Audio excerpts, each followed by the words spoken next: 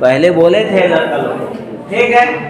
तो इन लोग को देखा जाए, पहला हम चलते हैं वो कला ऊतक या एपिथेलियम ऊतक। देखो ये कहाँ कहाँ होता है और इसकी रचना कैसी होती है, संरचना कैसी होती है। जंतुओं के शरीर को ढकने या बाह्य सुरक्षा प्रदान करने वाले ऊतक को एपिथेलियम ऊतक कहते हैं। जंतुओं के शरीर का बाह्य मतलब जैसे त्वचा हो गया, है ना, बाह्य सुरक्षा प्रदान करने यानी त्वचा से संबंधित। तो ऐसे ऊतक जो किसी अंग का सुरक्षा प्रदान करे और जो विशेष अंग का, उसको क्या कर सकते हैं, विशेष अंग का सुरक्षा प्रदान करे। जैसे अमाशय हो गया, है ना, तो अमाशय का भी एक अलग भिन्न जो अन्य बॉडी पार्ट्स है उससे अलग रखे, एक संरचना प्रदान करता है, एक अस्तर प्रदान करता है जो दूसरे से सटने नहीं देता है। तो जंतु के शरीर को ढकने या बाह्य सुरक्षा प्रदान करने वाले ऊतकों को एपिथेलियल ऊतक कहते हैं। ये ऊतक शरीर के अंदर स्थित बहुत से अंगों में गुहिकाओं को ढकने का कार्य करते हैं। गुहिका मतलब वो क्या कहते हैं, कैविटीज जो होता है, जो खाली जगह होता है। ये कहाँ कहाँ पाया जाता है, सुन लो। मुंह में पाया जाता है, वृक्क में पाया जाता है, वृक्कीय नली, आहार नली, रक्तवाहिनी नली। रक्तवाहिनी नली जैसे सीधा धमनी पड़े होंगे, है ना, तो वो किससे बना होता है, कला ऊतक से बना होता है। हाँ, अस्तर का जो निर्माण करता है, त्वचा, पहले बताए त्वचा, फेफड़ा, ठीक है, फेफड़ा की जो कुपिकाएं होती हैं जिसमें हवा रहने का क्या होता है, जगह, स्पेस होता है। तो ये एपिथेलियम ऊतक के बने होते हैं। तो अब बताओ कि मुंह में कौन सा ऊतक पाया जाता है? अभी एक ही आंसर है, अभी तो सब पढ़ाए ही नहीं। मुंह में ठीक है, उपकला ऊतक करने में बड़ा डेंजरस लगता है ना। चलो एपिथेलियम ही बोले, अच्छा रहेगा, ठीक है। वृक्कीय नली बोलो, आहार नली, रक्तवाहिका नली, त्वचा में कौन सा ऊतक पाया जाता है? फेफड़ों की कुपिकाओं में, ठीक है, उपकला या इस ऊतक की कोशिकाएं एक दूसरे के आसपास होती हैं और ये एक अनवरत परत निर्माण करती हैं। इन परतों के बीच चिपकाने वाले पदार्थ बहुत कम निर्मित होते हैं तथा कोशिकाओं के बीच भी कम स्थान होता है। जैसे हम जानते हैं कि ऊतक जो बनता है वो कोशिकाओं से मिलकर बनता है। तो कोशिकाओं, जैसे ऊतक बना है तो कोशिकाओं से मिलकर बना है, तो कोशिकाओं के बीच में इसका जगह, स्थान बहुत कम होता है ना। किसमें? इसका विशेषता बता रहे हैं उपकला ऊतक का, एपिथेलियल ऊतक का ये विशेषता होता है कि इसकी कोशिकाओं की जो संरचना होती है उसके बीच में जगह क्या होते हैं, कम होते हैं। कम मतलब खाली नहीं रहता है, समझा। सामान्यतः सभी एपिथेलियल को एक बाह्य रेशेदार आधार झिल्ली से नीचे रहने वाले ऊतकों से अलग करती है। मतलब कि वो जो नीचे का स्तर में और भी कुछ है, ठीक है, तो इसको अलग करता है कौन? एपिथेलियल ऊतक अन्य बॉडी के अन्य संरचना से ये विशेष अपना संरचना प्रदान कर लेता है। ठीक है। ये कितने तरह के होते हैं सो सुनो। सल्की, क्या बोले? सल्की। दूसरा समझो, पहला तो क्या हो गया? सल्की। दूसरा घनाकार, दूसरा तीसरा स्तंभाकार, हाँ पचमाभी भी बोला जाता है इसको। चौथा अस्तरित सल्की, कैसा? हाँ, 4 तरह के बताए, किसका? सल्की। देखो सल्की उत्तर को सरल सल्की उत्तर भी कहते हैं, सामान्य सल्की उत्तर भी कहते हैं। और सल्की उत्तर एक हो गया परतदार और एक जनरल, ठीक है। तो एक सल्की उत्तर, एक घनाकार, एक स्तंभाकार। घनाकार कैसा होगा? घन के आकार का होगा। स्तंभाकार कैसा होगा? स्तंभ के आकार का होगा, है ना, डंडा की जैसा होगा, होगा ना। अस्तरित कैसा होगा? परतदार होगा। क्या होगा?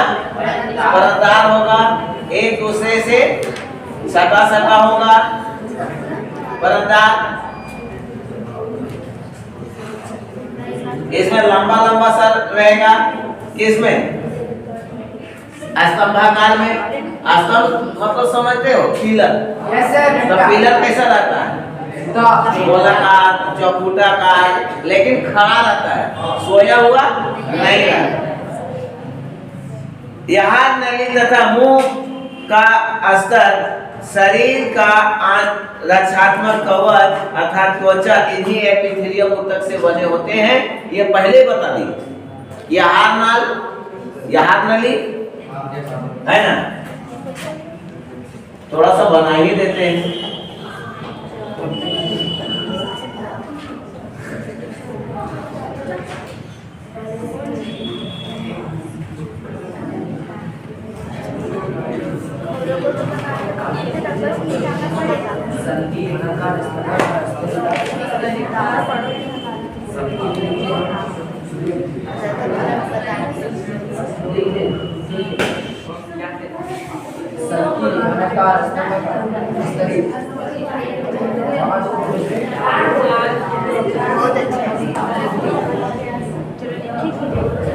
देखो तो लोग ये बनाने का जो कि साइंस पढ़ते हो जी, तो बनाने का कला सीखो। सर बनता ही नहीं है जल्दी जल्दी।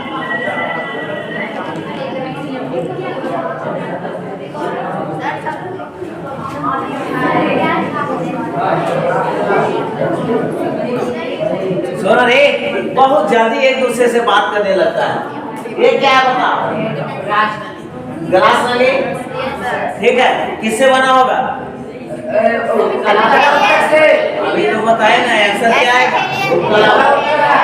ठीक है। अब ये जो आकृति है ना, ये उपकला में नहीं आएगा, ये पेशीय उत्तर में आएगा। उसमें कार्डियक कहा जाता है, इसको बात में बताइए। ये क्या है? ये आमाशय। ये क्या है? अग्नाशय। ये क्या है? बढ़िया। ये क्या है? है ना। ये आमाशय हो गया, अग्नाशय, बढ़िया। जो बच्चे हल्ला कर रहे हैं इसका मतलब वो जान रहे हैं, और जान रहे हैं और जब पूछने लगते हैं, बस वही बात। थोड़ा सा पेशेंस रखो। छोटिया, ये क्या है? देखो रुको, अभी तू नहीं बताएगी। ये क्या है बताओ? पीछे एक लड़का बताएगा। ये बस तो काहे अलग करता है? तो लोग बताओ तो लड़की में इसका नाम क्या है? तो लोग बताओ। बढ़िया। तो ये यहाँ से यहाँ इधर कवर कर रहा है। ये देखो, ये डस्ट वाला चीज है ना, ये बड़ी आंत होते हुए मलबूता से बाहर, ठीक है। ये क्या है? ये इसको जो अभी हम इंडिकेट किए, बड़ी आंत। अब बड़ी आंत का ये क्या है? हाँ देखो ये लड़का की बताया अपेंडिक्स, इसको कहते हैं अपेंडिक्स, ठीक है ना। इसका शरीर में वैसा कोई विशेष फंक्शन नहीं है ना। इसको काट के अलग भी कर दोगे तो कोई दिक्कत नहीं है, लेकिन यदि इसमें अम्ल वगैरह जम जाता है तो ये फटने का चांस रहता है ना, पेट दर्द करना शुरू कर देगा। तो अभी एपिथेलियम ऊतक का जो बताए, ये जितना यहाँ नाल से देख रहे हो, ऊपर से जो एंट्री होगा वो नीचे तक जो भी आहार नाल से संबंधित है किसमें आएगा? एपिथेलियम ऊतक। तो लोग को शुरू बताए है ना, फिर से सुन लो कि आगे बता दे, बता दे। चलो हाँ, मुंह हो गया, किसमें आएगा? यहाँ नली में ही आएगा, वृक्कीय नली। वृक्कीय नली अलग है बात। सुनो, ये जो रीढ़ का हड्डी पीछे जो बोन है, इसमें सटा हुआ दो सिर के आकार का वृक्क होता है ना, सिम का दाना देखा है ना। ये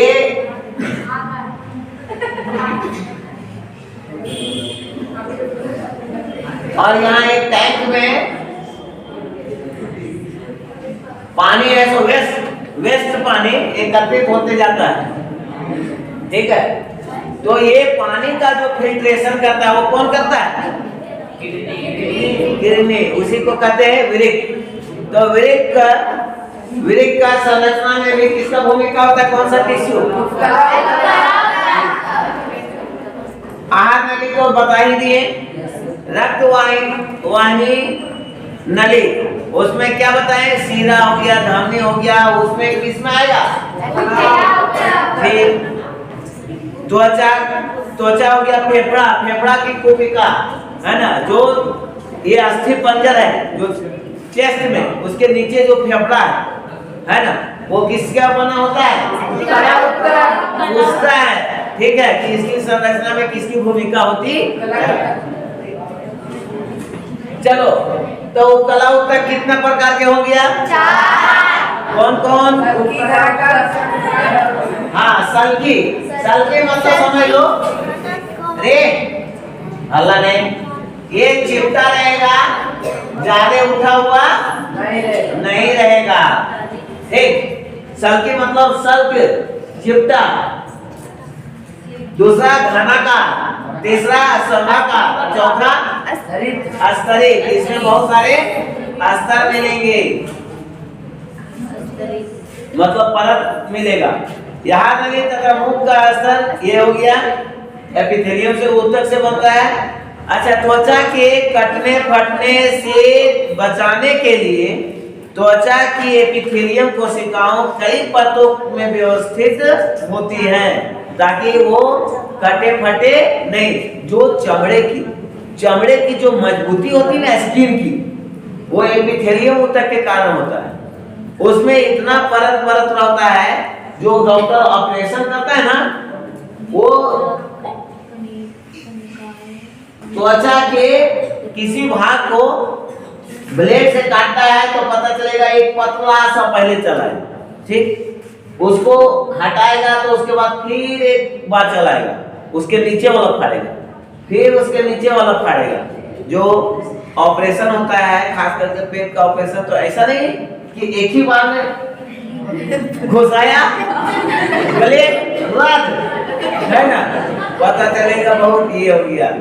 तो उसका परत दर परत, ऐसा नहीं कि जिसको हटाना है त्वचा को, है ना, ताकि वहाँ सक्सेस हम कर सके, तो सब चीज का ट्रेनिंग होता है ना। तो परत दर परत जहाँ पर आएगा, है ना, तो वो कौन सा ऊतक में आएगा? तो आगे बढ़े, यहाँ तक समझ गए ना? अब सुनो, घनाकार एपिथेलियम किडनी नली में। ये कहाँ पाया जाता है घनाकार वाला? इसमें, ठीक है। अनिवृत्त नली तथा ग्रंथि के नली के अस्तर का निर्माण करता है, उसे आंतरिक सहारा भी प्रदान करता है। जो घनाकार रहेगा वो आंतरिक सहायता भी प्रदान करेगा। मतलब ये आंतरिक सहायता प्रदान करता है कुछ ये शरीर का बनावट में ऊतकों के बीच में सहारा का पद भी प्रदान करता है। कभी कभार एपिथेलियम ऊतक का कुछ भाग अंदर की तरफ मुड़ा होता है और एक बहुकोशिक ग्रंथि का निर्माण करता है। यह ग्रंथि एपिथेलियम कहलाता है। यानी कि बहुकोशिकाओं का तो होता ही है, प्लस में विशेष जब समूह का निर्माण हो जाता है और अधिक ग्रंथि का निर्माण होता है। यानी ग्रंथियों में एपिथेलियम ऊतक का ही भूमिका होता है, जो क्या करते हैं, विशेष हार्मोन्स वगैरह को क्या करते हैं, सर्विस करते हैं। तो वैसी ग्रंथि में भी एपिथेलियम ऊतक पाया जाता है। ठीक है। अब कैसा, कौन घनाकार, कौन घनाकार एपिथेलियम ऊतक, इसलिए इसको ग्रंथिल एपिथेलियम ऊतक भी कहते हैं। किसको? घनाकार। चलो अब दूसरा करते हैं, संयोजी ऊतक। ठीक, ये उपकला का पूरा खत्म हो गया। अब आगे बढ़े।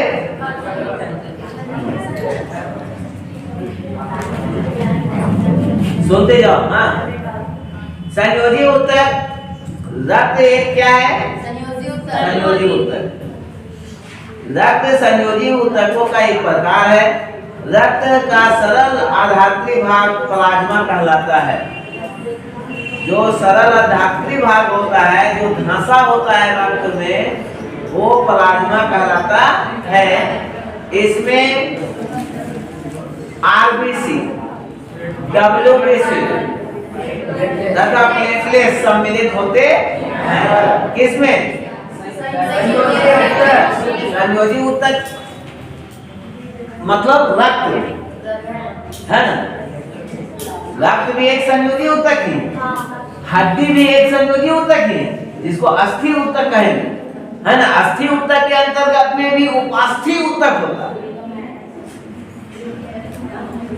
इसके अलावे डब्ल्यूबीसी, आरबीसी, प्लेटलेट्स के अलावे प्रोटीन, नमक, हार्मोन और उत्सर्जित पदार्थों को शरीर के एक भाग से दूसरे भाग में पहुंचाने का भी कार्य करता है, यानी पहुंचाता है। कौन? संयोजी ऊतक।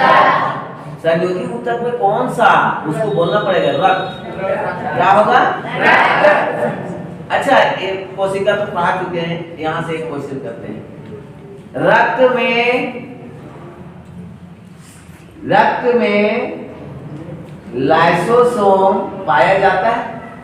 Yes sir. हैं? रक्त में लाइसोसोम पाया जाता है? हाँ या ना?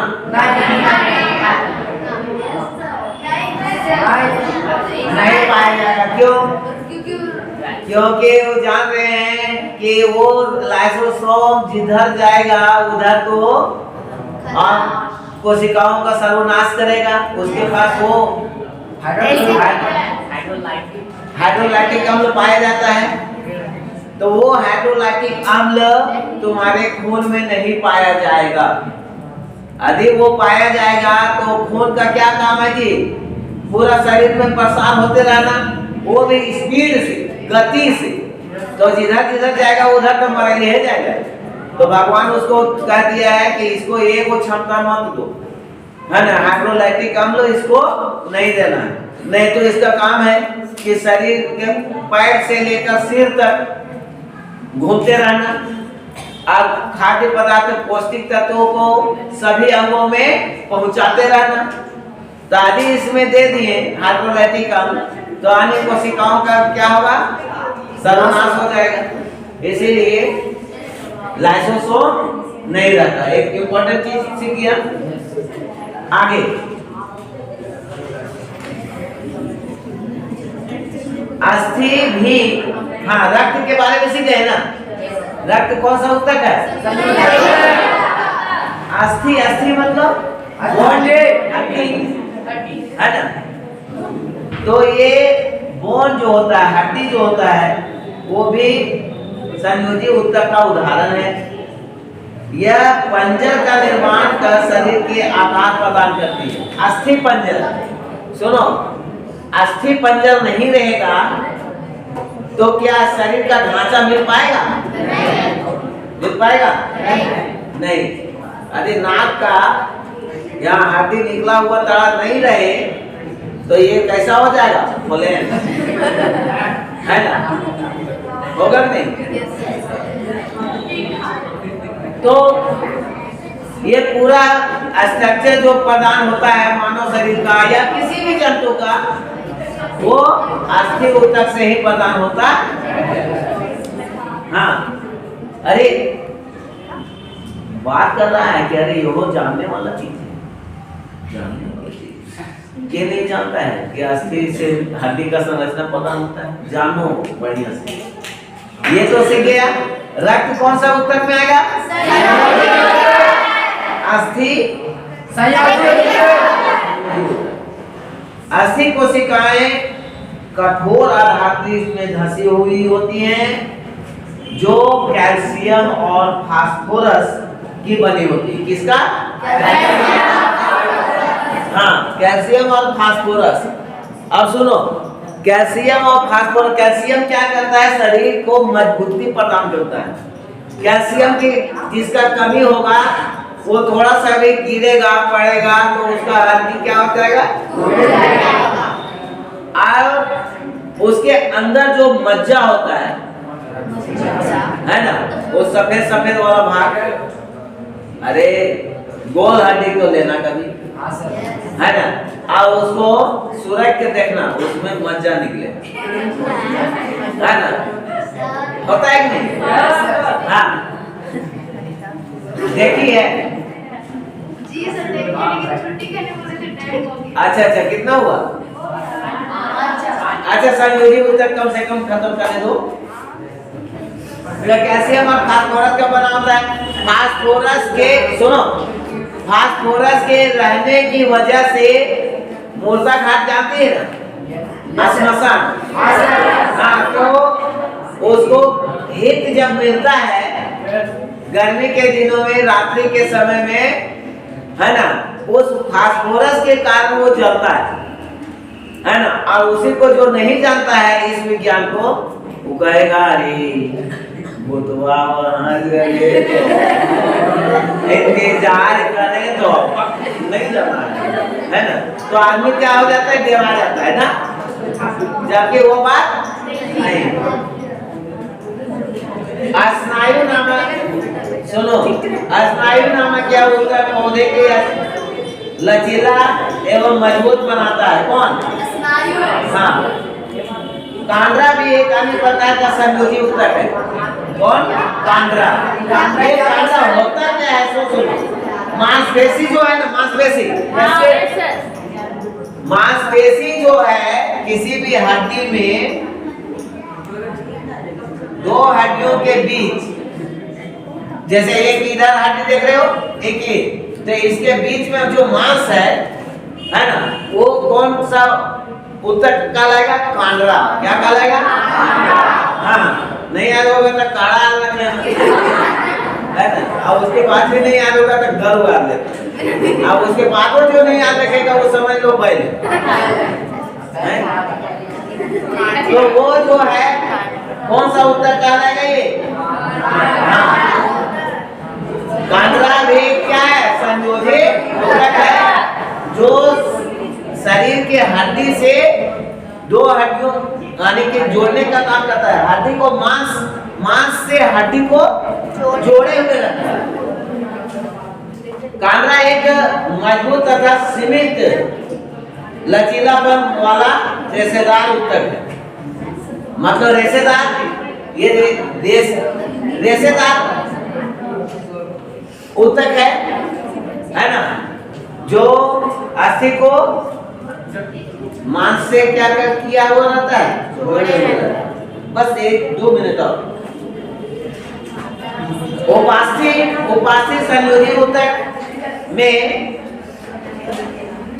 संयोजी ऊतक में ऊतकों की कोशिकाओं के बीच पर्याप्त स्थान होता है। उसमें क्या पढ़ा था एपिथेलियम में? पर्याप्त स्थान नहीं होता है, सटा होता है, लेकिन इसके कोशिकाओं के बीच में स्थान होता है। ये अंतर समझ। इस ऊतक की ठोस आधारित प्रोटीन और शर्करा की बनी होती है। ये किसका बना होता है? कांड्रा। हाँ, अरे उपास्थि नहीं बोले, उपास्थि ऊतक जो अस्थियों को सहारा प्रदान करता है ना, उसी का एक भाग होता है जो हड्डियों के बीच में होता है। उपास्थि कहाँ होता है? हड्डियों के बीच में होता है। और ये कांड्रा क्या होता है? हड्डी और मांस के बीच जोड़ने का काम करता है, वो कांड्रा होता है। उपास्थि जैसे कान में पाया जाता है, उपास्थि कहाँ पाया जाता है? नाक में, कंठ में, श्वास नली में भी ये उपस्थित रहता है। कौन? उपास्थि ऊतक। ठीक है। एरियोलर ऊतक के बारे में थोड़ा सा जान लो। एरियोलर ऊतक तो इसमें कौन कौन आया जी? उपास्थि, ये संयोजी ऊतक ना, संयोजी ऊतक में रक्त आया, हड्डी आया, ये सब मेन बात आ रहा। रक्त आया, हड्डी आया, हड्डी में भी बहुत तरह का देखे, जैसे कांड्रा देखे, उपास्थि देखे, है ना। एरियोलर ऊतक क्या होता है? एरियोलर नामक संयोजी ऊतक हमारी त्वचा और मांसपेशियों के बीच रक्त नलिकाओं के चारों ओर तथा नसों और अस्थियों में मज्जा में उपस्थित होता है। वही मज्जा है ना, अस्थि में जो मज्जा होता है उसमें एरियोलर ऊतक होता है, जो एरियोलर, जिसके भीतर खाली जगह को भरता है, और यह ऊतक आंतरिक अंगों को सहारा प्रदान करता है। हर ऊतक को, यदि वो नहीं रहेगा तो हड्डी क्या होगा? कमजोर रहेगा। चलो, अब पेशियों ऊतक अभी नहीं होगा और तंत्रिका बाद में। ठीक है, आज इतने ही रखो।